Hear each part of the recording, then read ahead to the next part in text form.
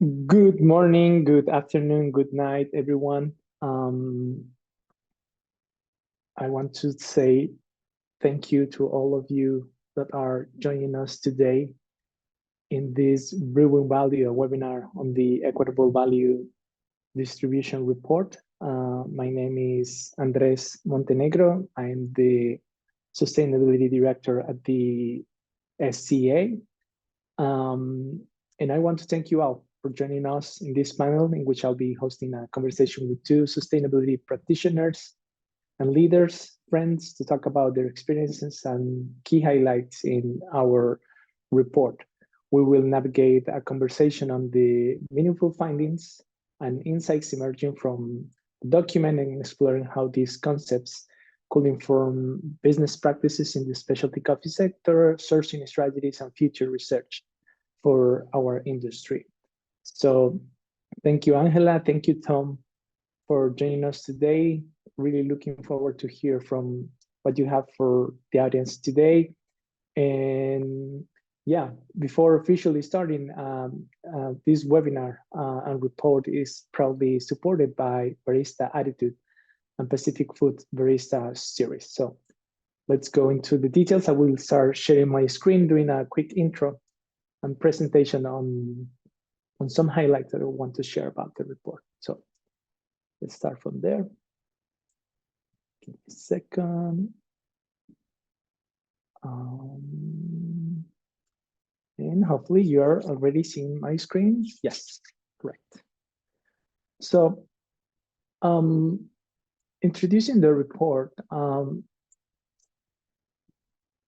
the SCA, our tradition as organization is grounded on sustainability, our past, our present, and future. But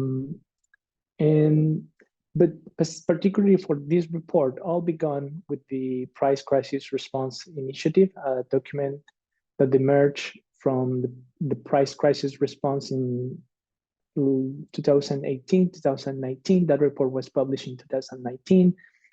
And from the many key recommendations, very interesting one,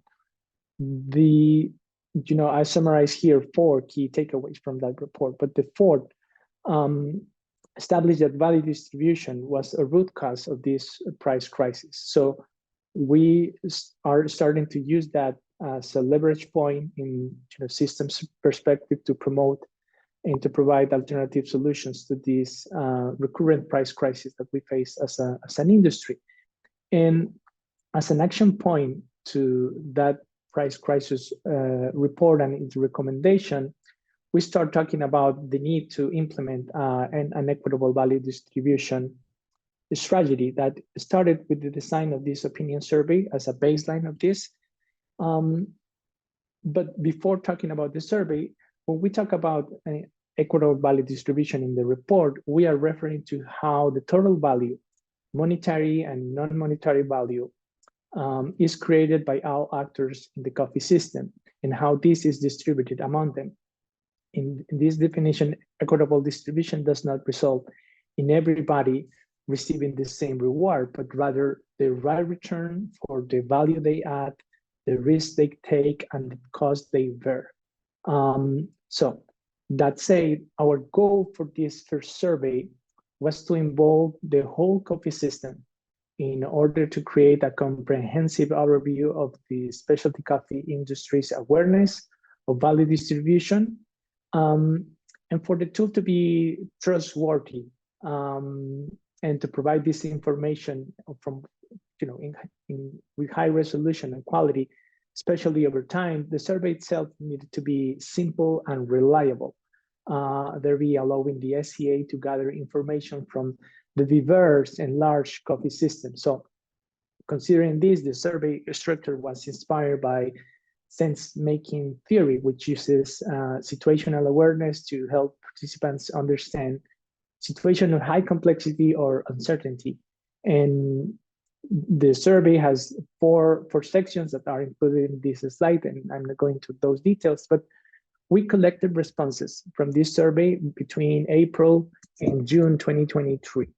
We received, and in addition to that collection of data, we developed a focus group in Guatemala with support from Anacafe during the Congreso Nacional de la Caficultura in July 2023.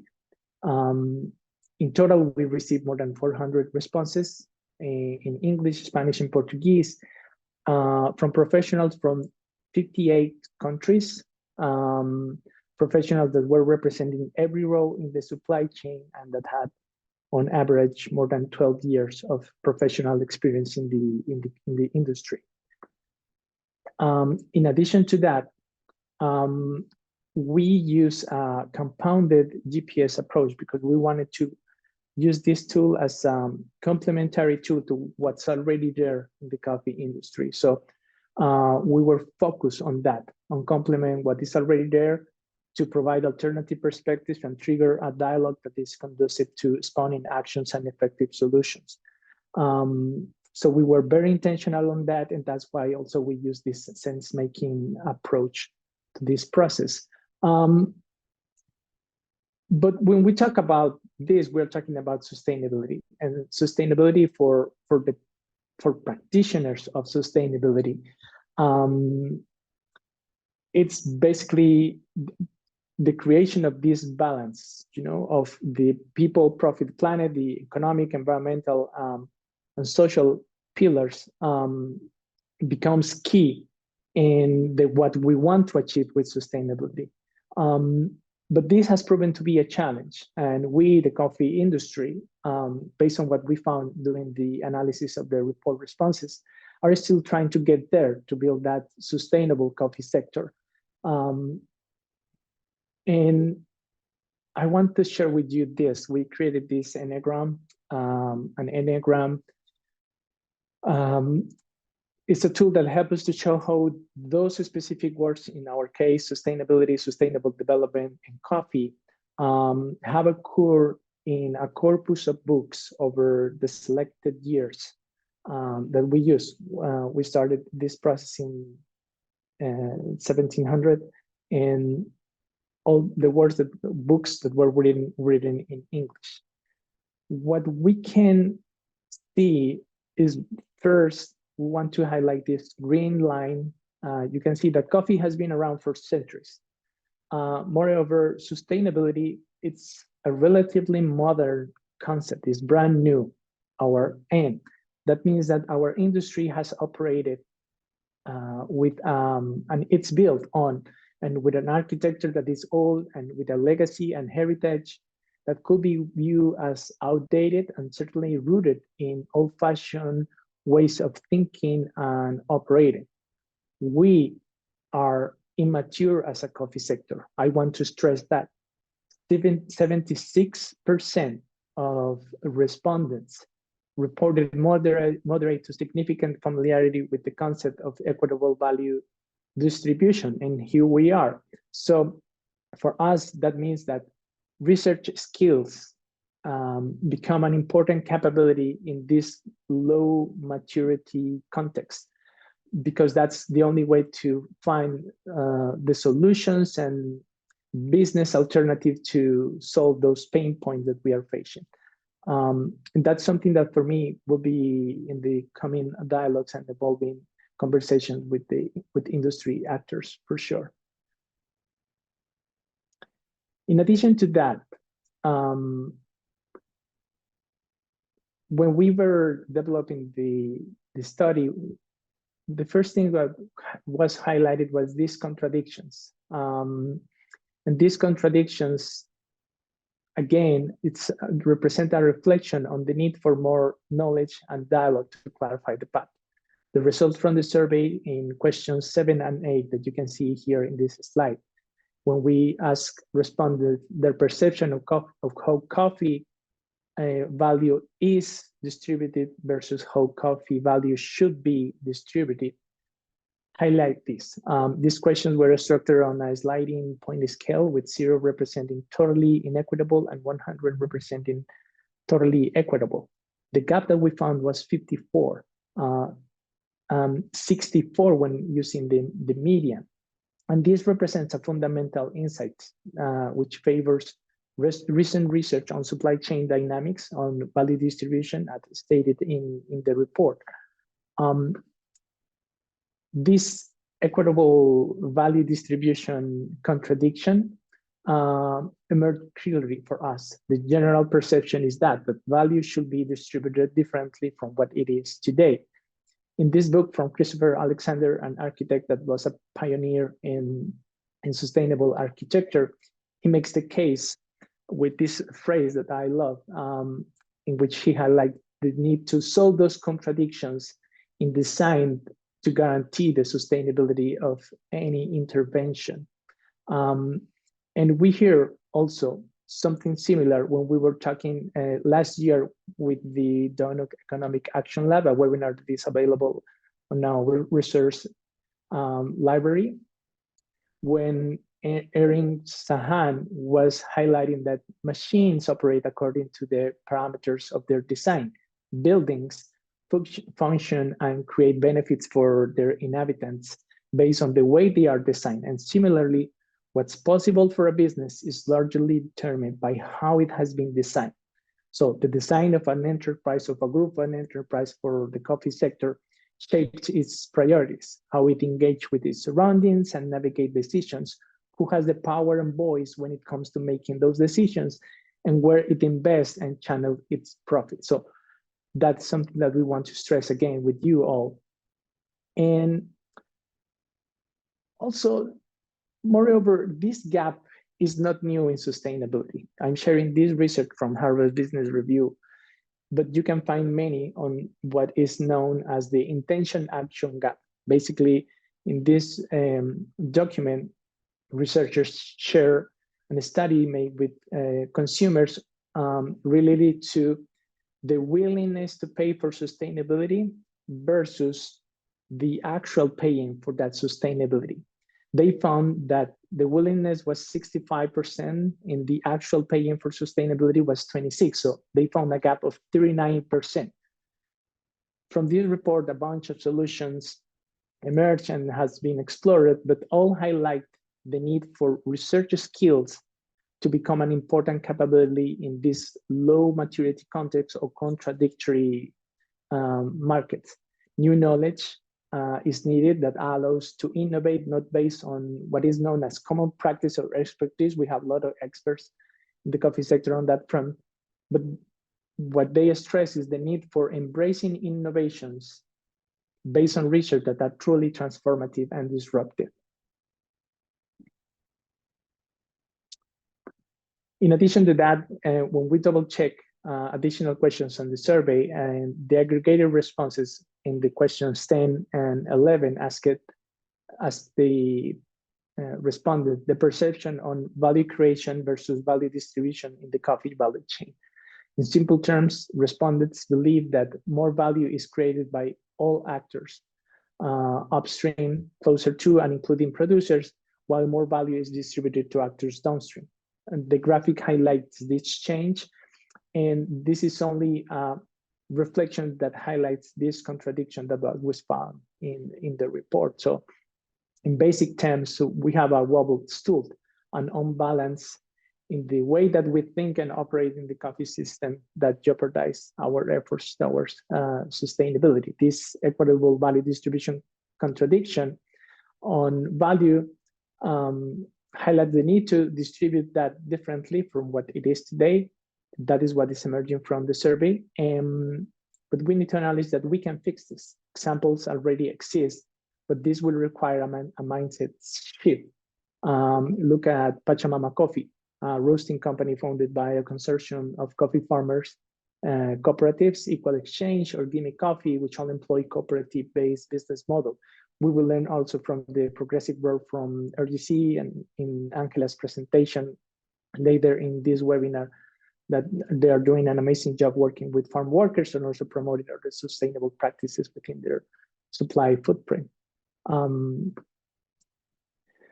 So based on the report, the first step to evolving business models and trade system in an inclusive way in this global and diverse industry is to hear what is happening there. It's understand what are there. We want to use this survey as a tool to keep informing those dialogues recognizing that complex sustainability problems requires complex sustainability solutions.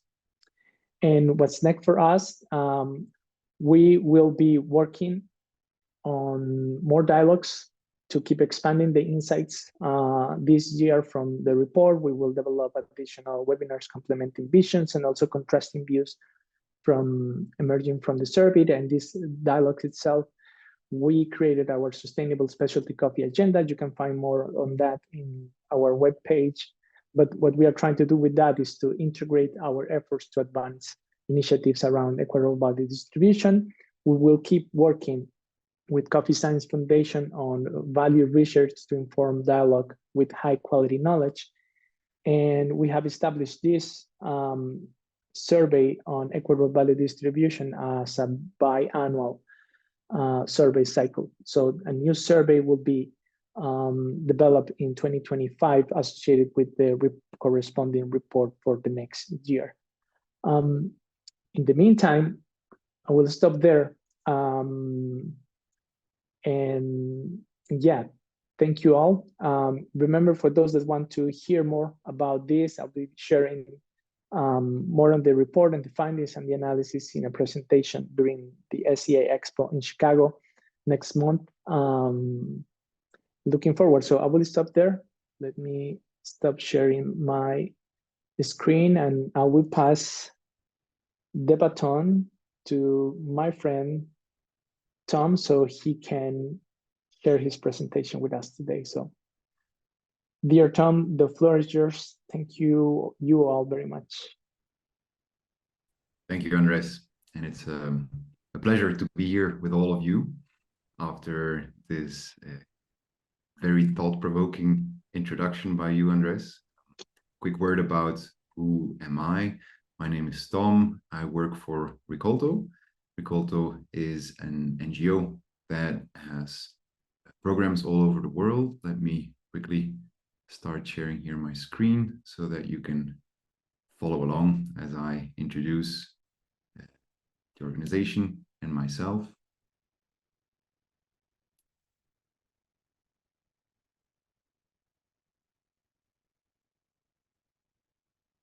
There we are.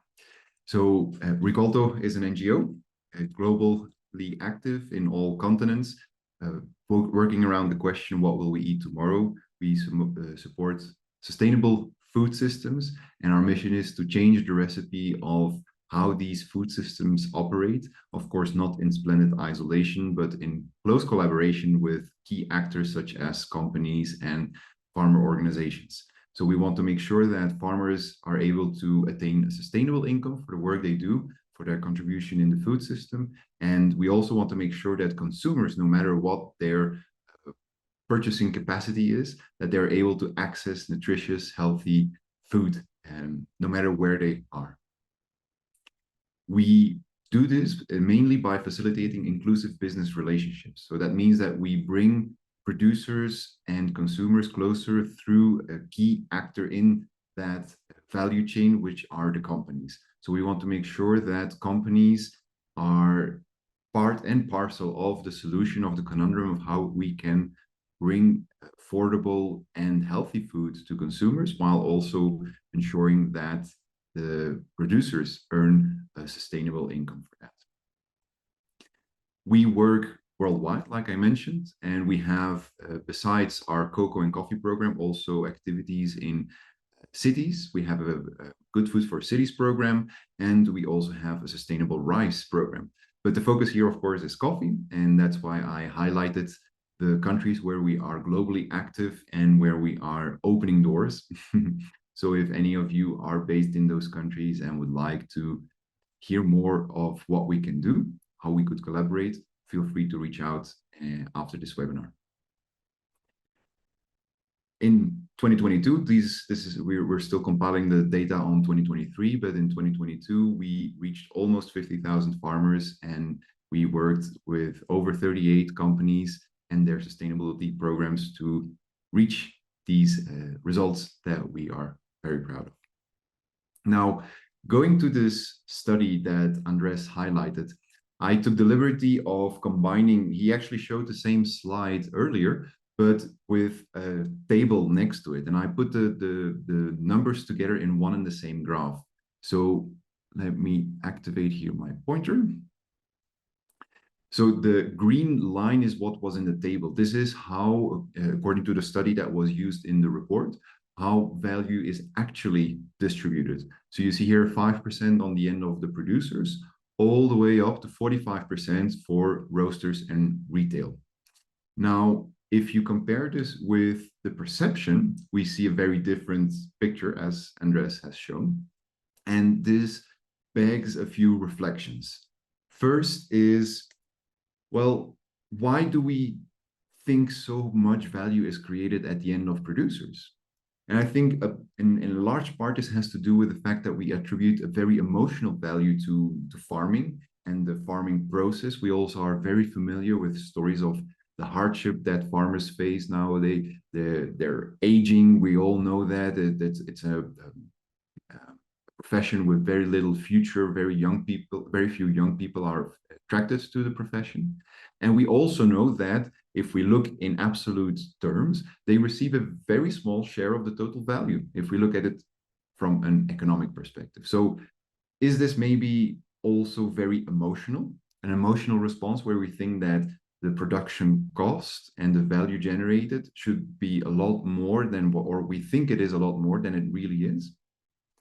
And on the other hand, we also see that I think very few people are aware of the real cost of doing the import and roasting and retailing. So we know that they have, especially in monetary terms, a very high share of the value.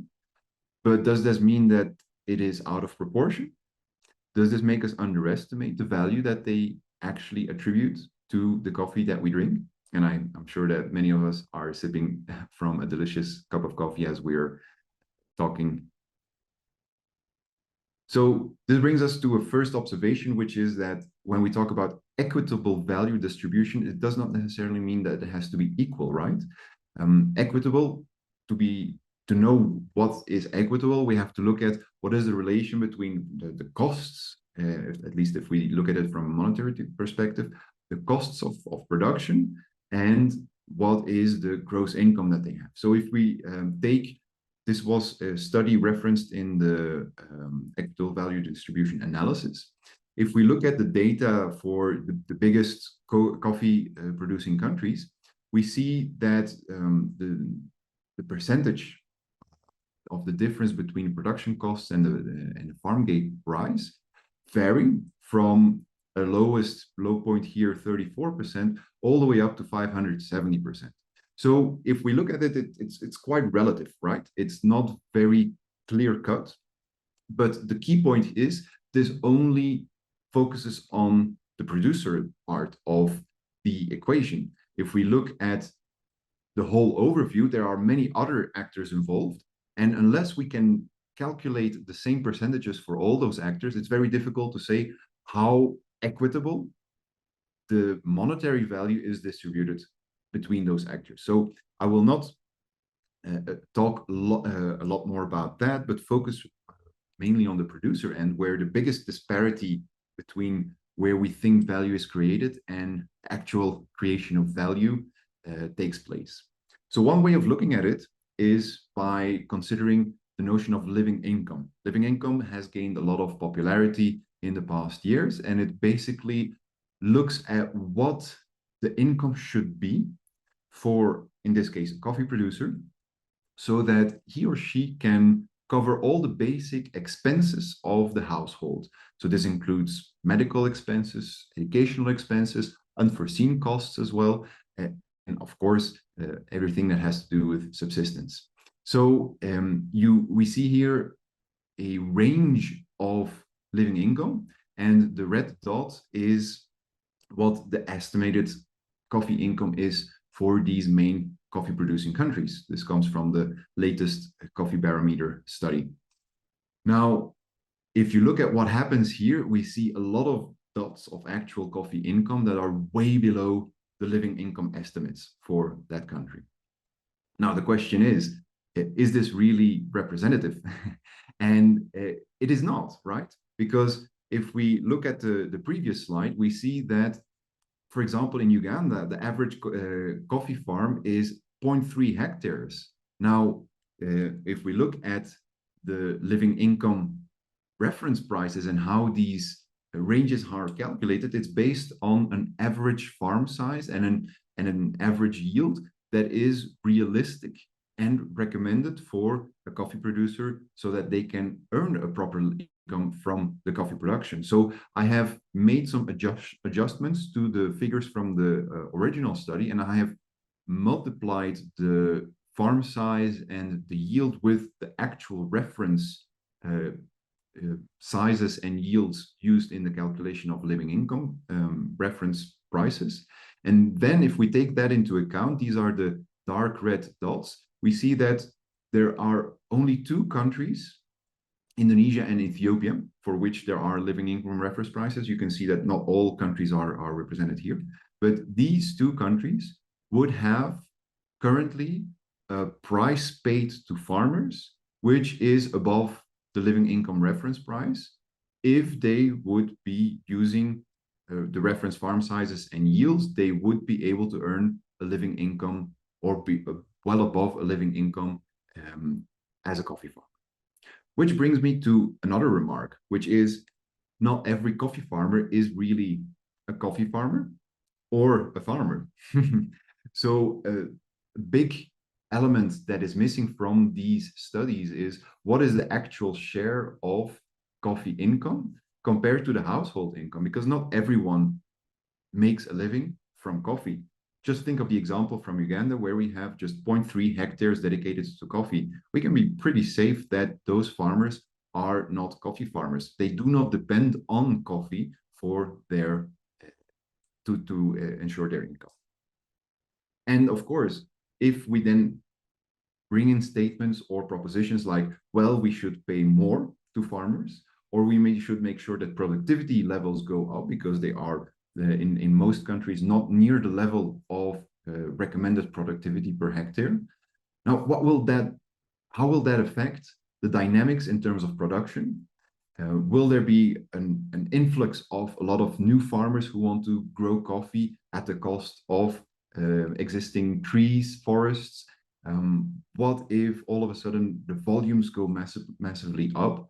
Well, maybe prices will go down, and this will then negatively affect the income that farmers earn from coffee. So there's a lot of questions related to this that it's very difficult to account for, which brings me to the reflection that we should not only focus on the money, right? When we talk about equitable value distribution, value is a lot more than just money, and that's probably where we can find the answer to the big burning questions that the report presents us with. So if we look at it from a company, the buyer company perspective, for me, the main question that in terms of equitable value distribution is about how can we share risk more equitably, right? How can we provide services that can increase productivity? How can we share the risk connected to harvest losses because of climate variability, pests, and so on? What about price volatility? How can we share the burden of if prices go up or down? Of course, it affects one or the other. So how can we share these risks more equitably? And of course, what can we do to reward sustainability efforts in a proper way? Because right now, 55% of all coffee worldwide is produced under one or more sustainability schemes, but only 24% of that 55% is actually bought rewarding that sustainability component. So that's a very concrete first element where we could focus on from a buyer company perspective. Now, if we look at it from the perspective of the coffee producing communities and national governments, well, for me, the question circles more around how can we promote a sustainable and thriving coffee producing territory. And for that, we have to take into account a lot of variables such as the farm size. What kind of farm size should we support? What would be recommended without, of course, standardizing or excluding anyone? But it's good to think about how big a farm should we actually recommend that farmers have if they want to convert coffee into their main income. What kind of production practices go hand in hand with producing coffee in terms of productivity, but also sustainability? What would be an ideal level of diversification of income, both on and off farm? And what would be the recommended share of coffee in household income for a family to also have a resilient and distributed source of income? And of course, what is the role of coffee in the local economy? Also payment for ecosystem services, and not just coffee as such, but also the payment for ecosystem services that is now growing in attention, is an added source of income related to the coffee farms. And all of this, and with that I close my intervention, should also consider that a coffee farmer is not a homogeneous species. It's not a one size fits all. So we should also consider how we segment the strategies to boost and promote a better income, but also a better productivity and sustainability of coffee production. So we should think of coffee farmers who really go all in on coffee for their income. But then you have farmers who diversify their farming income with coffee, but not necessarily coffee being the main component. And then you have people who may have a farm on which they grow coffee, but it's not their main source of income. Mainly, they get their income off farm. So these are a few of the thought-provoking reflections that I wanted to share with you, and I look forward to hearing your comments and reflections in the chat and later on in the Q&A. Thank you. Thank you, Tom. Interesting. We already received a lot of questions on the chat, but we are passing the baton to Angela before starting to answer those very interesting questions. So, Angela, welcome, and the floor is yours. Thank you, Andrés, and thank you so much for everybody to be here in this webinar. I think that this topic of value distribution is a hot topic in sustainability in coffee, and I'm so happy to be here sharing some ideas that we have been implementing in the field. I am Angela Peláez. I work for RGC Coffee. It's a coffee importer from Canada that has a very deep program in sustainability, working in 6 countries, and I will be sharing with you something of our ideas regarding sustainability and share value. Let me share with you my screen. Okay. Something that is very important for us is that sustainability must be real value distribution, and we think that value distribution means share value, because at the end, coffee is a business that needs a different way of possibly contribute to the longevity and resilience of the communities, and through business we can do a lot of change. The world is changing, and it's changing very fast. And as this is changing very fast, we feel that it's very important to have like a new solutions that must come from listening everyone needs in a way that brings communities, ecosystems, and business together, because it's the only way to have real solutions to support everybody. Then connecting with our previous panelists, Andrés and Tom, I think that's something that is very, very important here, is that shared value is beyond price. And beyond price is very simple, because value is not just money. We are working in a coffee industry where we have different levels of access to not only to money, but also to knowledge. And at the end, we feel that solutions must be driven by a shared purpose, inspiring positive change in the coffee world. And we feel that there are different ways of adding value to the supply chain. First of all, we truly believe that support value generation at origin while creating value to the roaster is very important, because sustainability must be a business case for everybody. And value generation is a topic that we can create together. Not only is coming from the roasters, but also from the coffee communities, because at the end, they have a lot to share with us. And if we connect both elements of the supply chain, we can really generate value for everybody.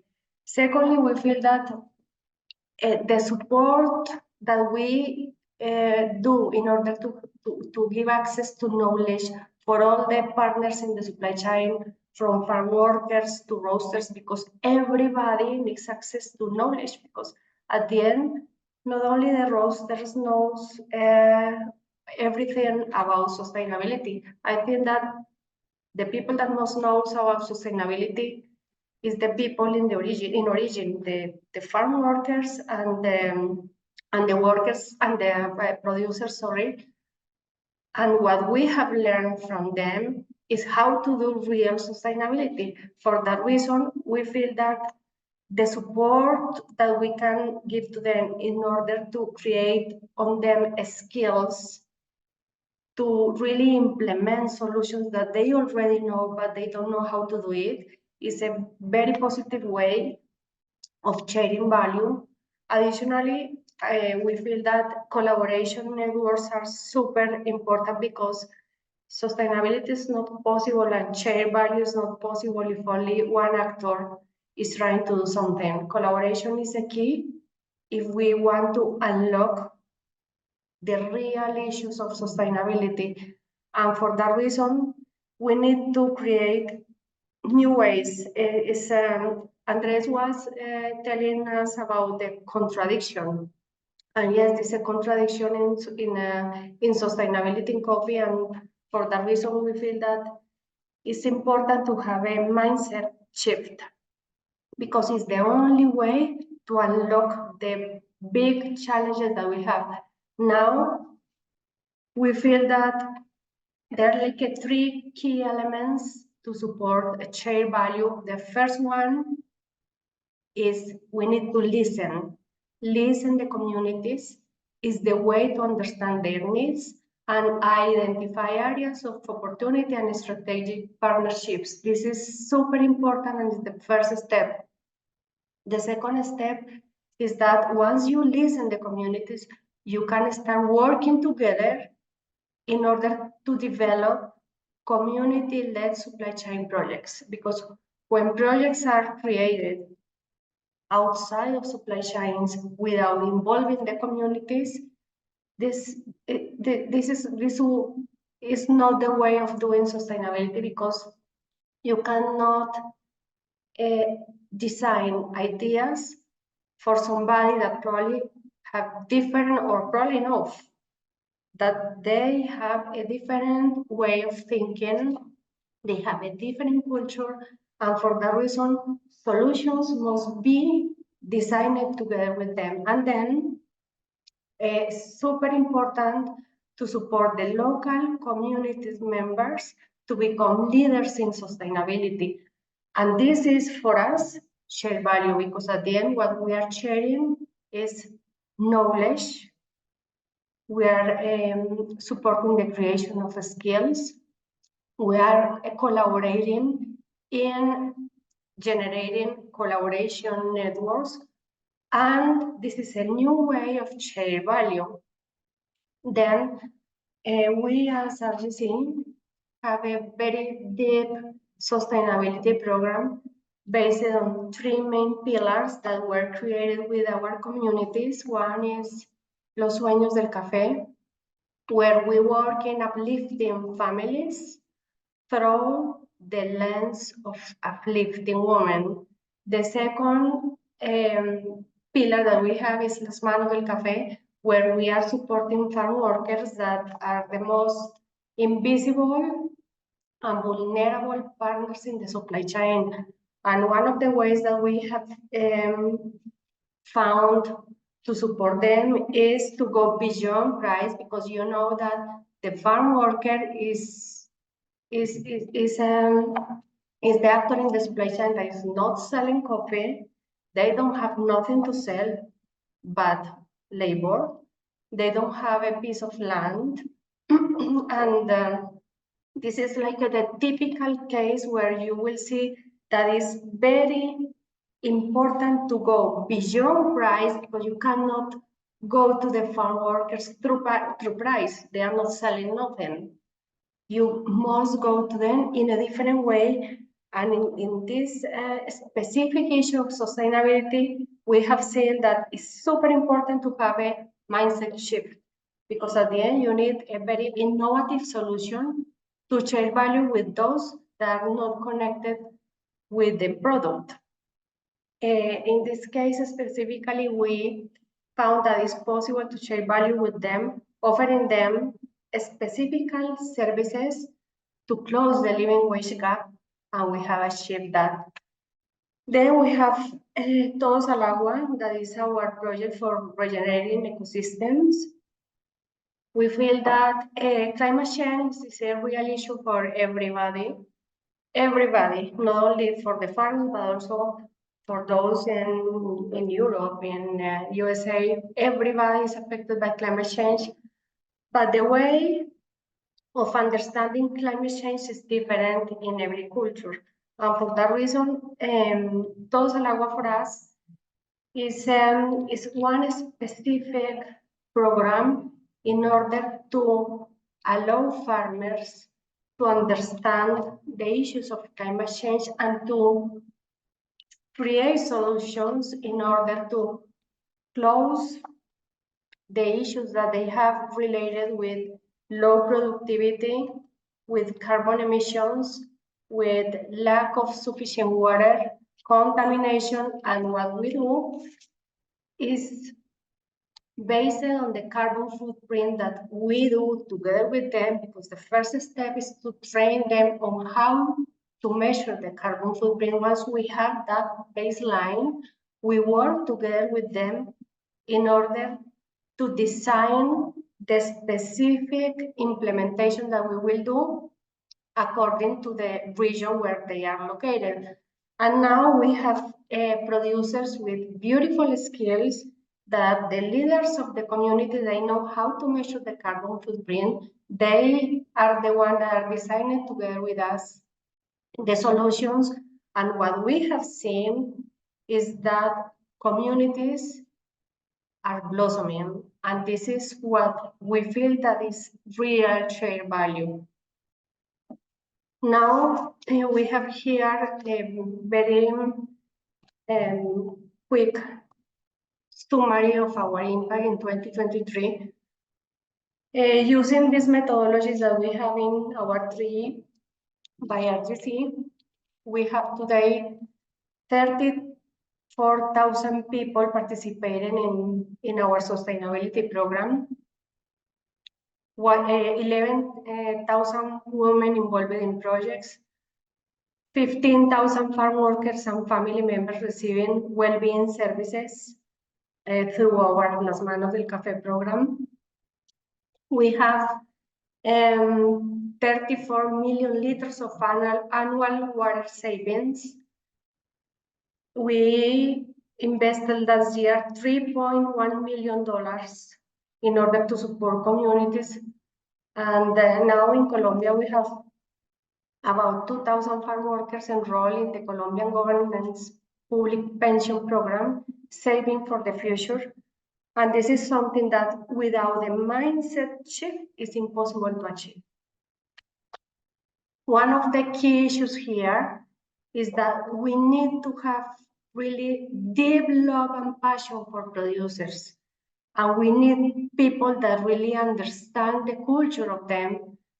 And for that reason, one of the things that we really have inside of our sustainability methodology is that we work with people that comes from the communities that comes from rural areas, because we want people that speak the same language of the producer. And this is the way that we work in order to add value to the supply chain, not only to the roasters, but also, and most important, to the most vulnerable people in the supply chain, the farm workers and the farmers.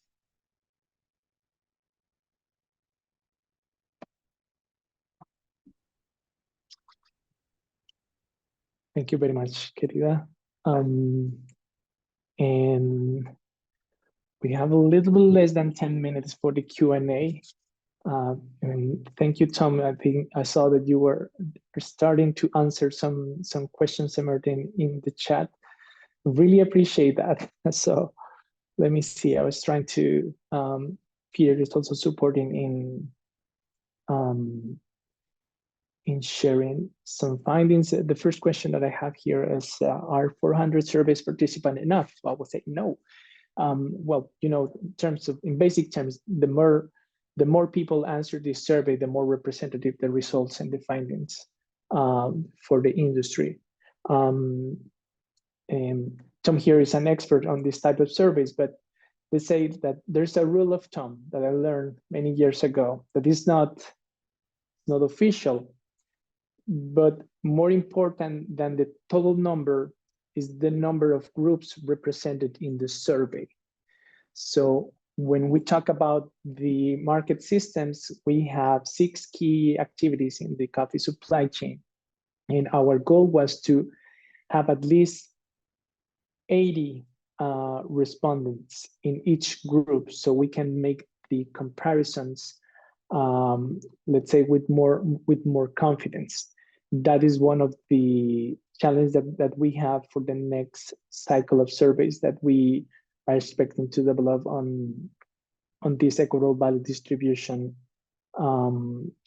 process, because we need to guarantee that minimum number of factors. So 400 is it's a good number, but it's not enough. We need to increase the numbers for next year for sure, and we are working towards that.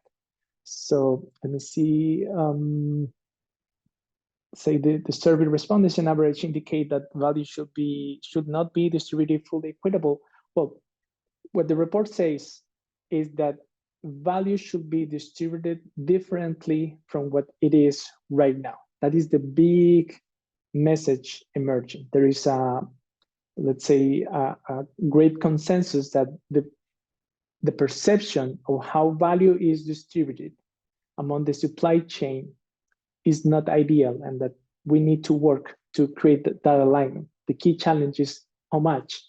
That is, I think, an answer that we all want to have, but I'm pretty sure that nobody has the right answer for that, and that's why we're trying to activate this as a question as part of the dialogues that we are trying to develop on the topic to keep, you know, informing the industry. Let me see. Well, I think that Peter also helped me with solving some answers, but I have some follow-up also questions. Let me try to collate that. So, Angela, could you? I like this idea of collaboration as a key driver for leveraging sustainable impacts, but probably in your role, in your company, you work in the middle between roasters and between producers. And for me, that is an interesting position, because you need to balance the needs on both sides. And you mentioned the need for doing that, but let's say I would love to hear more about how you accomplish that, how you can guarantee that the information flows are in the right tone to achieve the results that you want to achieve, like, you know, not only generate high quality coffee in the right amounts according to the needs of your clients, but at the same time to you know, in that trading process, benefit the communities that you rely on for getting that coffee. I don't know if you can elaborate a little bit more, because I think that's a highlight that I would like to introduce from the work that you are doing at RGC. Yes, Andres, I think that one of the the main or the important things that RGC has is that having people in origin make us able to connect both sides of the supply chain, because at the end what we are doing is understanding the needs of roasters, because obviously every roaster has one agenda in terms of sustainability and in terms of general needs for the supply chain. And we here in Origin, being in Latin America, we can have the understanding of the real needs of communities. And what we do is to connect each other, both sides of the supply chain, and connect the needs of both in order to create solutions that add value to both parts. And what is interesting here is that for us, be transparent is very important, and transparent means that our roster knows the community where they are working with, and our communities knows the roster that is supporting them, which is very important, because at the end, for one farmer that don't know who is the final buyer, for them, the coffee, the life of their coffee finish in the purchasing station, and that's it. But when they know that there is somebody that is supporting them, for them is a different way of working, because they want to give their best for that company or for that people that is supporting them. And this is the way that we work. I feel that the most important topic is being super transparent, having the possibility of connecting both sides of the supply chain. And secondly, working together with both parties in order to understand the needs of both and finding ways of designing solutions that are that adds value to both parts of the supply chain. Great. I'm assuming that this is a long-term perspective of your engagement with both roasters and producer organizations. So it's great to hear more about that, Angela. Thank you.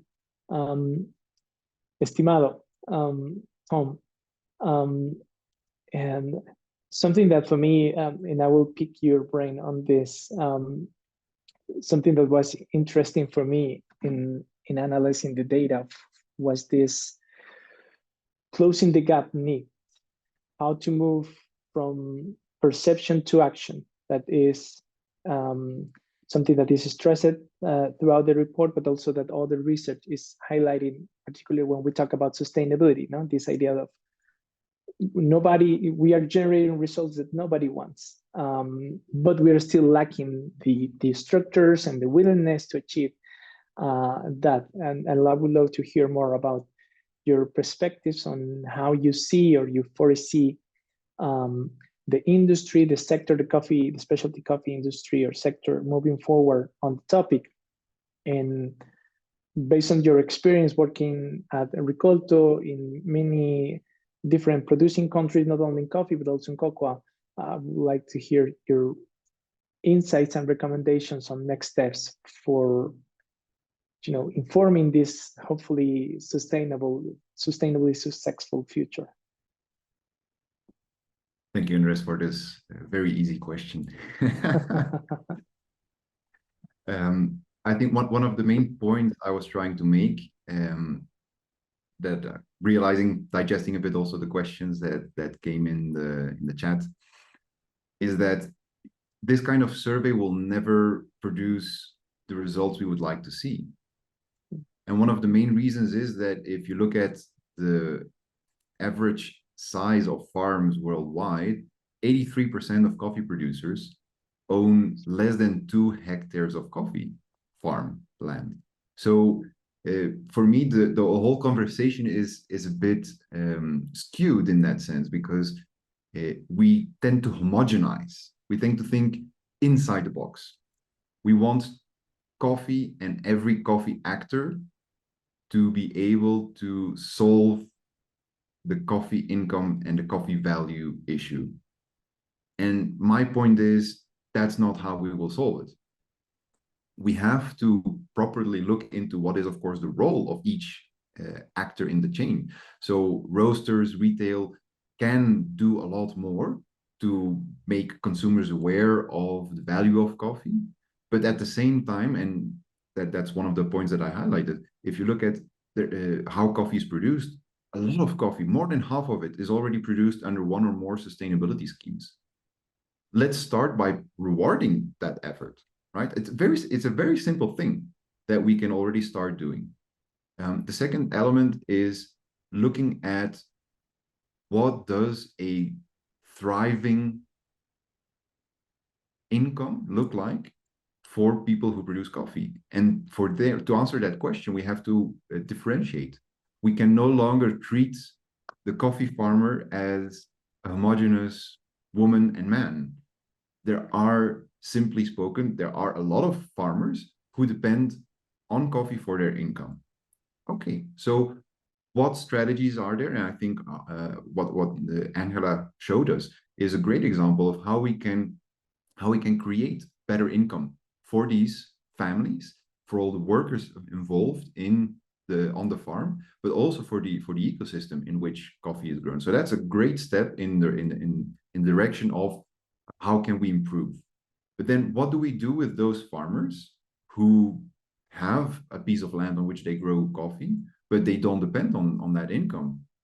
A lot of the efforts that we are promoting in the industry in terms of boosting productivity and resilience are based on the assumption that they can and should earn a living income based on coffee, but it's just not that, it doesn't represent that portion of their income portfolio to compensate for all the efforts that we would be asking from them. So I definitely agree. There was one of the comments in the Q&A that we put so much pressure also on farmers to boost their productivity, to make sure that they become more resilient, but it's not applicable to all of them. And we should rather think in terms of looking at it from the local ecosystem.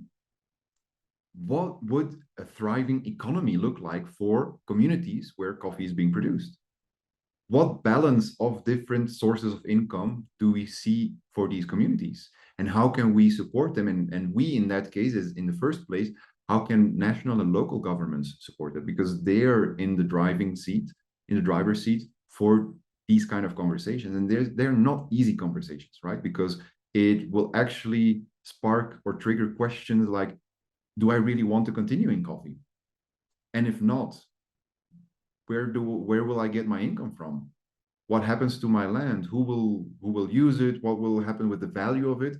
And especially in these times of high volatility and inflation, a piece of land is often security, right? So it's a conundrum, but I think we should dare to dive into that conundrum and embrace the unknown, right? This is the missing skill in today's society, embracing the unknown and creating spaces for that tension where we can all together jump into the pool of the unknown, trusting that something better will come out of the process. So that is my main recommendation. Let's create more spaces where we can explore that uncertainty, dare to ask those uncomfortable questions, and trust that collectively there is an answer waiting for us.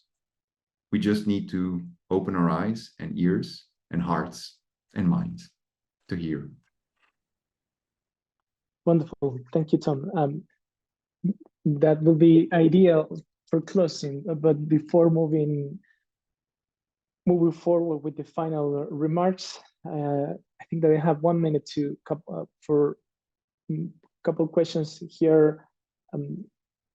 Ali asked about IDH. Yeah, we are connected with IDH. We are looking forward to see the official report that we weren't able to include in our report because the official report is scheduled to release on value distribution for the German supply chain in May. As far as we know, we think that they are doing a more quantitative effort on that side, which is very important. But here we're focusing most on the complementary view on sense making and qualitative approaches to keep informing the dialogue. But yeah, we are fully aware of that. And well, we are running out of time. So thank you very much for all you all that joining us today to this webinar. Thank you, Angela. Thank you, Tom, for your insights, your time today, your wisdom. And yeah, I want to thanks again to our sponsor, Barista Attitude and Pacific Foods Barista Series for the support for developing this report and this webinar.